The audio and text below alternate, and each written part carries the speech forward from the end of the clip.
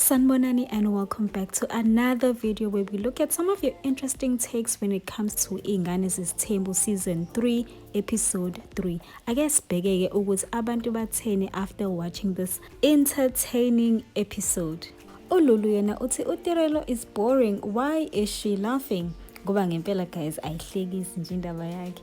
And then uMabuyi uthi ile ndaba yokuzenza into angesiyona, ufuna umendo ongathi shu ekubeni uyena ozokondla lo mfana. I wonder uphi umndeni wakhe vele.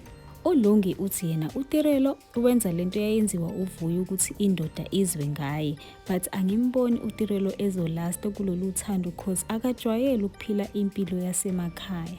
uSithoko yena uthi hamba amahle uyohlala emakhaya ngoba vele owakhona sisi, good luck uMabiyela.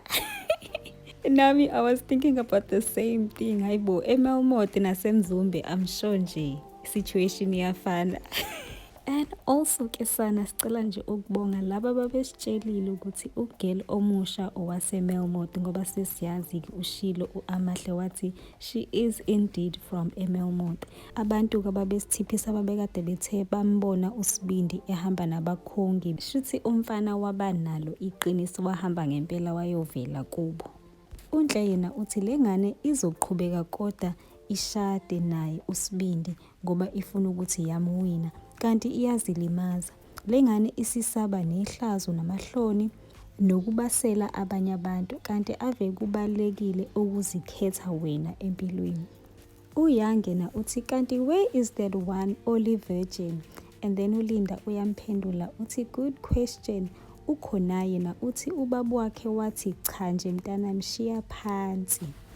uLangibhumi yena uthi uSinene Mpilo baxolisene namhlanje ndibathandile man, osisi abadala angathi bangahlala bevana kanje. uLizzy yena uthi uyagula lo, uyayiphinda lento, ufuna ukuthi abhede bese uMpilo kube uyena futhi oyakuyena. Cha nami ngidalwe kanjalo, bandla wangibhedela ngiyaphuma nje kuwe ngeke ngilokhu ngikubuza.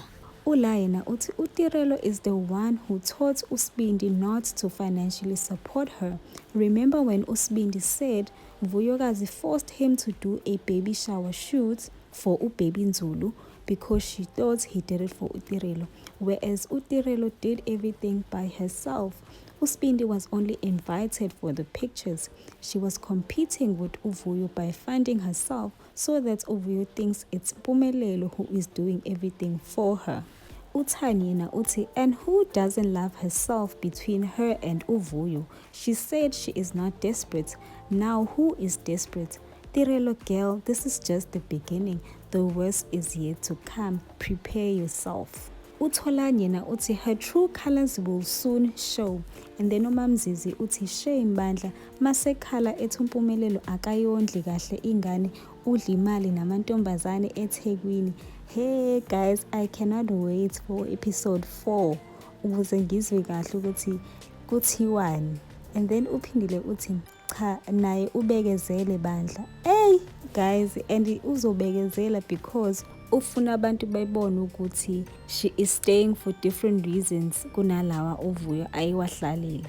uVuyo angithi kuyena uTirelo wayehlalela ukuthi ufuna ukuba umamkhulu, and then when leyo position was taken from her wathi hayi ke ushiya phansi. So manje I feel like uTirelo usehlalela ukuprova ukuthi yena she's not desperate to be umamkhulu. She can be number 2, 3, 4, whatever number. Yena nje she's there for love. Nanokuthi she's there because she can keep her man, because apparently uVuyo couldn't keep her man. uMpumelelo yena uthi unamanga nje uTirelo uzama ukuthi lezi intombi zingangeni ukuze zisabe ungena zithi ha kanti akondli, kanti yena ufuna ukondliwa ngamalini. ukhona uAmahle and uzongena Nkosi yami, isikhwele nje lesi ubese itshelile nje ukuthi uyedwa. uAfbaby yena uthi unamanga uphi uVuyo, wamuthembisa ihlalo seQueen jikijiki uzothatha itshitshi. uZuko yena uthi so badibane kuTikTok. Hey I wonder banexesha elingakanani sefakwa nje endlini. uMpumelelo umkhupha ishori umuntu. And then uNozipho uthi uphi uMacele owayevele ekugcineni. Hayi sana akasekho noSipho, akasekho bakithi. uTilda yena uthi ingane ithi ayikhumbuli umpumelelo emshela. Hey sana, they do it all the time guys. If you notice nje, many guys awakwazi ukushela, benza nje lento ayenziwa umpumelelo and usuke ekuthesta umuntu ukuthi ulula kangakanani. That's when you need to stand firm, usho nje kahle ukuthi hayi ke bhuti, oqala nje angena ubhebi wakho ngoba ukazi ungishele, awungazi nokuthi ngihlalaphi. Yayibo leyo nto. But ke sana, it's clear ukuthi nje our babies bakithi, our daughters, our sisters, hayi shame. uMamZizena uthi ugcina izithembiso kodwa akazondli ney'ngane. Ngangithi ekatirelo ingane iyondliwa ngoba phela besathandana kanti we ngiyazikhohlisa. uHlubi yena uthi so this Mseleku boy goes around on social media DMs promising women marriage with his father's money. Very interesting how he idolizes his father even in the type of woman he approaches. uMa yena uthi he doesn't beg them. Lona uthi wavesane wezwa nje umpumelelo esembiza ngobaby wase naye wambiza kanjalo. And then wamphendula-ke uNtswake wathi wavele wayisho ngesibindi ugele. Wamphendula wathi zifuna ukuvela ku-TV lezi ngane. uKhansile yena uthi his surname does wonders for him. And then uJay uthi yo ivoice yakhe iyabhora. Wathi-ke uNoxolo they are desperate to be Mrs. Mseleku. And then uNozi uthi uNtombo wayevele nje emhalela cause akashelwanga kodwa here she is. Njengoba dengisho nje bafethu. Uthi-ke yena uLondi sengiya-understanda-ke why le ngane imqomile lo mfana. Waphendula-ke uZinhle wathi why Chomi? Wathi-ke uLondi ayingeke ayikho ingane ehlakaniphile engamqoma umpumelelo njengoba eyaziwa nje njenge-womanizer edume umhlaba wonke.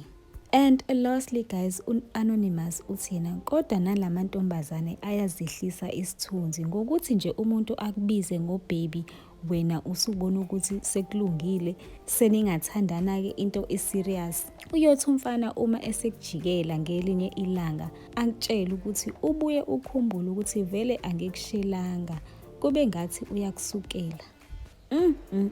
The fans are speaking and ngiyabezwa mina ukuthi bathini. Every single one of them are absolutely correct. But Kesana, I would like to hear your thoughts on this. Please share your thoughts in a comment section and also don't forget to like, and most importantly, please watch the ads, and also subscribe. Hayi Kesana, ngizonibona kule elandelayo. Bye guys.